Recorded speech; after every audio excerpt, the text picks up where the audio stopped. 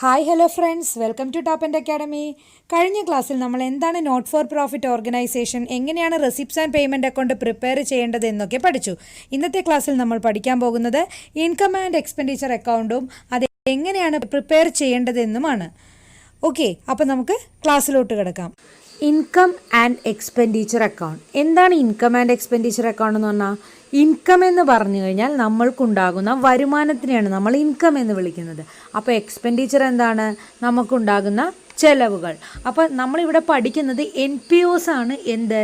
Income and expenditure account prepare ചെയ്യുന്നത്. NPO എന്ന് പറഞ്ഞാൽ നോട്ട് ഫോർ പ്രോഫിറ്റ് ഓർഗനൈസേഷൻസ്. അതായത് അവർ മെയിൻലി അവരുടെ എയിം എന്ന് പറഞ്ഞു കഴിഞ്ഞാൽ മാക്സിമം സർവീസസ് പബ്ലിക്കിന് പ്രൊവൈഡ് ചെയ്യുക എന്നുള്ളതാണ്. ഓക്കെ, അപ്പോൾ അങ്ങനെയുള്ള സർവീസസിന് എയിം ചെയ്യുന്ന സ്ഥാപനങ്ങൾ, ഓർഗനൈസേഷൻസ് അവരുടെ ഫൈനൽ അക്കൗണ്ട് പ്രിപ്പയർ ചെയ്യാനായി യൂസ് ചെയ്യുന്ന അക്കൗണ്ടാണ് ഇൻകം ആൻഡ് എക്സ്പെൻഡിച്ചർ അക്കൗണ്ട് എന്ന് പറയുന്നത്.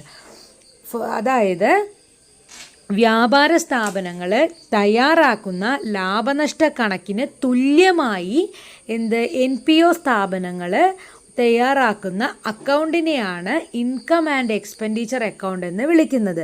അതായത് ഒരു നിശ്ചിത കാലാവധിയിലെ സ്ഥാപനത്തിൻ്റെ റവന്യൂ, ഇൻകവും എക്സ്പെൻസസും രേഖപ്പെടുത്തി അതിൽ നിന്നുണ്ടാകുന്ന സർപ്ലസോ ഡെഫിസിറ്റോ എത്രയാണെന്ന് കണ്ടുപിടിക്കാൻ തയ്യാറാക്കുന്ന അക്കൗണ്ടിനെയാണ് നമ്മൾ ഇൻകം ആൻഡ് എക്സ്പെൻഡിച്ചർ അക്കൗണ്ട് എന്ന് വിളിക്കുന്നത്.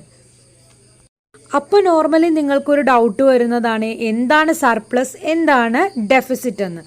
സർപ്ലസ് എന്ന് പറഞ്ഞു കഴിഞ്ഞാൽ excess of income over expenses എന്നാണ്. അതായത് നമ്മളുടെ വരുമാനം കൂടുതലും ചെലവ് കുറവും വരികയാണെങ്കിൽ നമ്മൾ എഴുതുന്നത് സർപ്ലസ് എന്നായിരിക്കും. അതേപോലെ നമ്മുടെ എക്സ്പെൻസസ് ആണ് കൂടുതൽ, നമ്മളുടെ വരുമാനം കുറവാണെന്നുണ്ടെങ്കിൽ അത് ഡെഫിസിറ്റും ആയിരിക്കും. അത് നമ്മൾ ഇൻകം ആൻഡ് എക്സ്പെൻഡിച്ചർ അക്കൗണ്ട് വരച്ച് അതിനെ ബാലൻസ് ചെയ്യുമ്പോൾ നമുക്ക് ആ കറക്റ്റ് എന്താണ് സർപ്ലസ്, എന്താണ് ഡെഫിസിറ്റ് എന്ന് മനസ്സിലാക്കാനായി സാധിക്കും. ഇനി നമുക്ക് ഇൻകം ആൻഡ് എക്സ്പെൻഡിച്ചർ അക്കൗണ്ടിൻ്റെ ഇമ്പോർട്ടൻറ്റ് ഫീച്ചേഴ്സ് എന്തൊക്കെയാണെന്ന് നോക്കാം. It is A nominal account. എന്തുകൊണ്ടാണ് നോമിനൽ അക്കൗണ്ടാണെന്ന് പറയാൻ കാരണം, ഇതിൽ നമ്മൾ revenue incomes and revenue expenses ആണ് നമ്മൾ ഇൻകം ആൻഡ് എക്സ്പെൻഡിച്ചർ അക്കൗണ്ടിൽ റെക്കോർഡ് ചെയ്യുന്നത്. അതുകൊണ്ട് തന്നെ നമുക്കിതിനെ നോമിനൽ അക്കൗണ്ട് എന്ന് വിളിക്കാം. നോമിനൽ അക്കൗണ്ട് ഇൻക്ലൂഡ് ചെയ്യുന്നത് ഇതുപോലെ ഇൻകംസ്, വേജസ്, സാലറീസ് ഇതെല്ലാം വരുന്നത് ഈ നോമിനൽ അക്കൗണ്ടിലാണ്. ഓക്കെ, നെക്സ്റ്റ് ഫീച്ചർ എന്താണ്? It is similar to profit and loss account. അതായത് പ്രോഫിറ്റ് ആൻഡ് ലോസ് അക്കൗണ്ടിൽ എന്താണ് റെക്കോർഡ് ചെയ്യുന്നത്? Indirect incomes and indirect expenses ആണ്. ഇൻകം ആൻഡ് എക്സ്പെൻഡിച്ചറിൽ നമ്മൾ എഴുതുന്നത് എന്താണ്? റവന്യൂ ഇൻകവും അതേപോലെ തന്നെ റവന്യൂ എക്സ്പെൻസസുമാണ് എന്തിൽ റെക്കോർഡ് ചെയ്യുന്നത്? ഇൻകം ആൻഡ് എക്സ്പെൻഡിച്ചർ അക്കൗണ്ടിൽ റെക്കോർഡ് ചെയ്യുന്നത്. So it is similar to profit and loss account. അടുത്ത ഫീച്ചർ എന്താണ്? It is prepared on accrual basis. Accrual basis എന്ന് പറഞ്ഞു കഴിഞ്ഞാൽ നമ്മൾക്ക് ഇൻകം വരുമ്പോഴും അതുപോലെ എക്സ്പെൻസസ് ഉണ്ടാകുമ്പോഴും നമ്മൾ എന്ത് ചെയ്യുന്നു? കറക്റ്റ് ഓർഡറിൽ നമ്മളതെല്ലാം അപ്പോൾ തന്നെ ഇൻകം ആൻഡ് എക്സ്പെൻഡിച്ചർ അക്കൗണ്ടിൽ റെക്കോർഡ് ചെയ്യുന്നു. So it is prepared on accrual basis. പിന്നെ only income and expenses of current years are to be recorded. അതായത് നമ്മൾ ഏത് വർഷത്തെ അക്കൗണ്ടാണോ പ്രിപ്പയർ ചെയ്യുന്നത് ആ വർഷത്തെ അക്കൗണ്ട് ആയിരിക്കും നമ്മൾ ഇൻകം ആൻഡ് എക്സ്പെൻഡിച്ചർ അക്കൗണ്ടിൽ എഴുതുന്നത്. അതായത് നമ്മൾ 2007 കണക്കാണ് ചെയ്യുന്നതെങ്കിൽ 2007 ഡീറ്റെയിൽസ് ആയിരിക്കും റെക്കോർഡ് ചെയ്യുന്നത്. അടുത്ത ഫീച്ചർ എന്താണ്? It records only those items which are of revenue nature. Revenue സ്വഭാവമുള്ള ഐറ്റംസ് ആയിരിക്കും നമ്മൾ എന്ത് ചെയ്യുക? ഇൻകം ആൻഡ് എക്സ്പെൻഡിച്ചർ അക്കൗണ്ടിൽ റെക്കോർഡ് ചെയ്യുക. പിന്നെ both cash and non cash items like depreciation etcetera are recorded.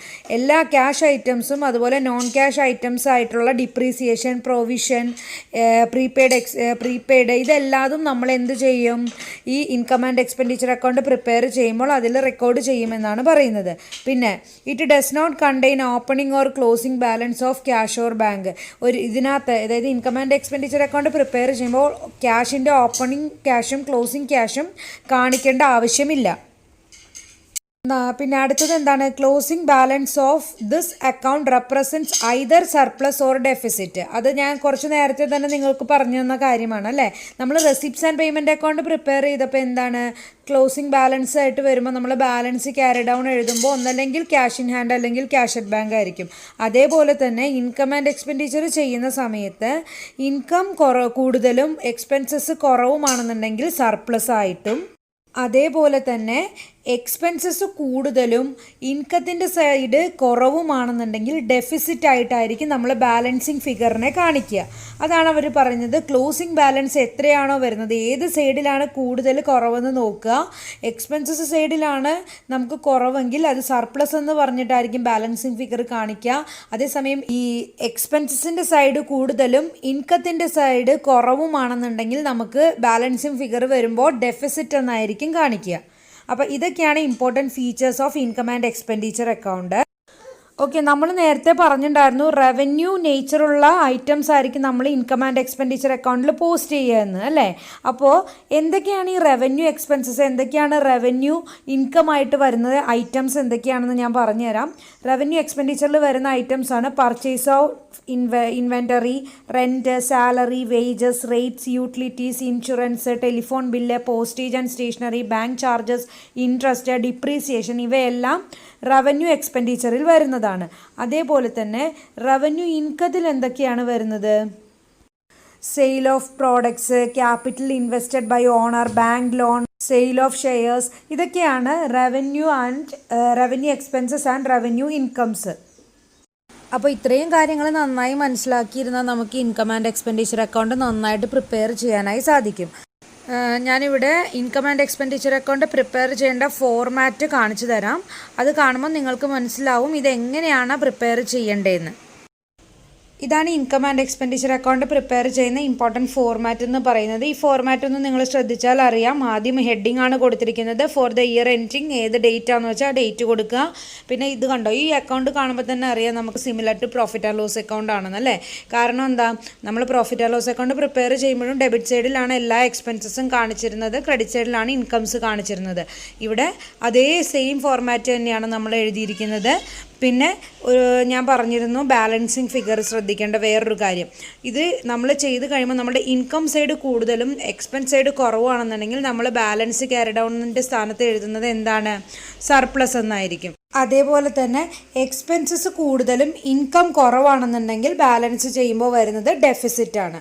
അപ്പോൾ ഇങ്ങനെയാണ് നമ്മൾ income and expenditure account prepare ചെയ്യുന്നത്.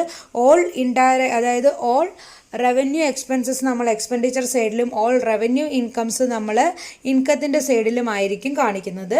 എന്നിട്ട് ഏതാണ് കൂടുതലെന്ന് നോക്കുക, ഇൻകം ആണോ എക്സ്പെൻസസ് ആണോ കൂടുതലെന്ന് നോക്കിയിട്ട് അത് സർപ്ലസ് ആണോ ഡെഫിസിറ്റ് ആണോ എന്ന് കാൽക്കുലേറ്റ് ചെയ്ത് എഴുതുക. ഇങ്ങനെയാണ് നമ്മൾ income and expenditure account prepare ചെയ്യുന്നത്. ഓക്കെ, അപ്പോൾ നിങ്ങൾക്ക് ഇൻകം ആൻഡ് എക്സ്പെൻഡിച്ചർ അക്കൗണ്ട് എന്താണെന്നും എങ്ങനെയാണ് പ്രിപ്പയർ ചെയ്യേണ്ടതെന്നും മനസ്സിലായി എന്ന് വിചാരിക്കുന്നു. അപ്പോൾ ഇതുവരെ ഞങ്ങളുടെ ചാനൽ സബ്സ്ക്രൈബ് ചെയ്യാത്തവരുണ്ടെങ്കിൽ സബ്സ്ക്രൈബ് ചെയ്യണം. അതേപോലെ തന്നെ താഴെ കാണുന്ന ബെൽ ബട്ടൺ കൂടി എനേബിൾ ചെയ്യുകയാണെങ്കിൽ പുതിയ വീഡിയോസിൻ്റെ നോട്ടിഫിക്കേഷൻ നിങ്ങൾക്ക് ഉടൻ തന്നെ ലഭിക്കുന്നതാണ്. അതോടൊപ്പം ഞങ്ങൾ ഓൺലൈനായി ട്യൂഷൻ പ്രൊവൈഡ് ചെയ്യുന്നുണ്ട്. ഓൺലൈൻ ട്യൂഷൻ ആവശ്യമുള്ളവർക്കും ഞങ്ങളെ കോൺടാക്റ്റ് ചെയ്യാവുന്നതാണ്. ഓൺലൈൻ ലൈവ് ട്യൂഷൻസാണ് ഞങ്ങൾ പ്രൊവൈഡ് ചെയ്യുന്നത്. അപ്പോൾ താല്പര്യമുള്ളവർക്കെല്ലാം ഞങ്ങളെ കോൺടാക്റ്റ് ചെയ്യാവുന്നതാണ്. താങ്ക്